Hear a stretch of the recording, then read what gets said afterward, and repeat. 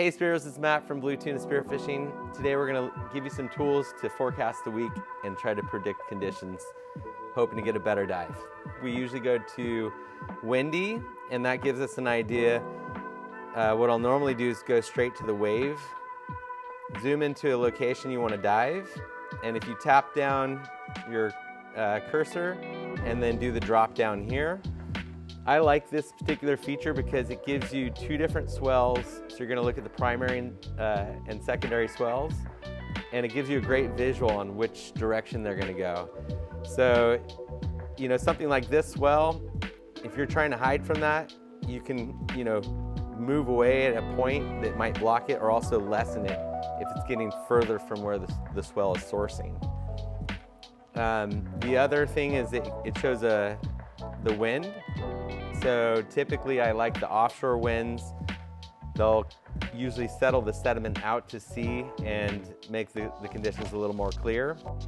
Obviously the factor of safety, you know, if the wind's gonna be cranking at like 15 knots, you know, you really wanna consider either waiting till it lessens, under 10 knots possibly, but be really aware of what each location's like. So if that's gonna enhance the current, the last thing you want to do is put yourself in a situation where you're blown offshore. There has been cases where, especially if you're on the surface, like kayaking outside the kelp bed, that can move you far offshore and be a really dangerous situation. The other thing I like about this is it gives you the whole week. So this is today here, and you can see by the green, those are the kind of increases in the windy days. So really I'm trying to pick spots that are less windy. So for example, today it hits 15 knots, but tomorrow it stays well below. You know, 7 knots is the peak at like 4 p.m.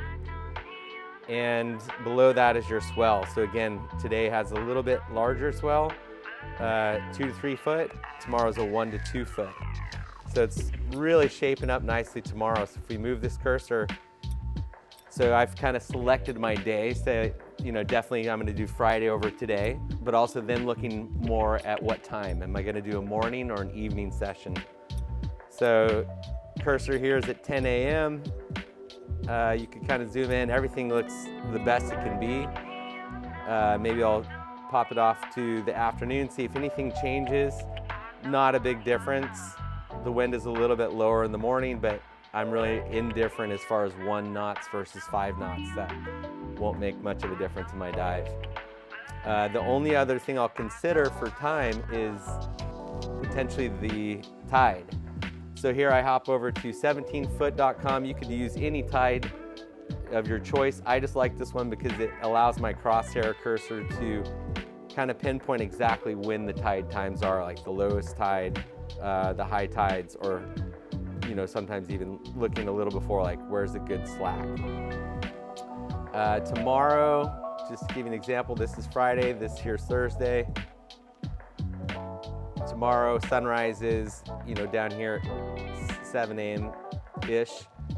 So really like our window for diving, you know, we might, if you want the dropping tide, depending on the location, you know, or you can kind of see here, like if you're trying to shoot for that slack at low, maybe dive like 2 hours before. So starting say at 11, and then dive into the low tide at like 1 o'clock or a little before 1.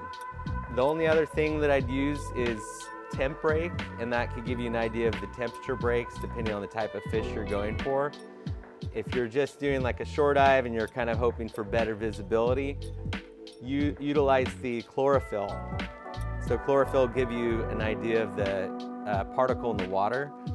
And one thing to note here is like the cloud cover, you're not going to get a read, so you'll see just it's all white. Luckily, we're getting a great coastal read in our region here. What we want to do, they don't have a 1-day chlorophyll right now, but normally they'll have an 8, a 3, and a 1.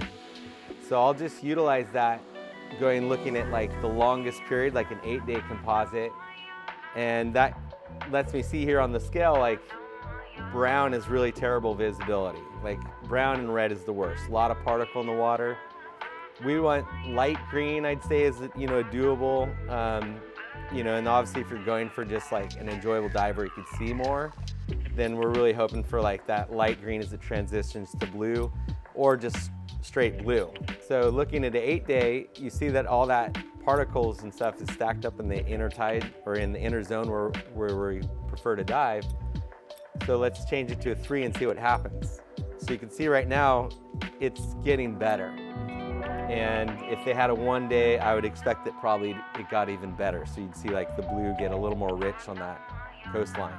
So the only thing to note about this is that this is giving kind of a view looking backwards. So we're just utilizing this to see if things hopefully are getting better, but then we're looking at windy to see looking forward. So if this has a new wind event or a new swell, obviously it doesn't really matter, that might adversely affect us. But knowing that we're gonna have offshore winds tomorrow, we don't have a huge tide exchange. You know, it has a 5 foot down to about a 1 foot. That's not the worst, especially for the afternoon, and that's probably actually what I would, you know, if you're going for better visibility, I would say the afternoon, so starting about noon and forward, would probably be the better for less tide exchange. Hopefully those give you some tools. If you guys notice any other ones out there we're not utilizing, definitely leave them in the comments so that we could be turned on to something that might help our dives too. Thanks a lot and happy diving.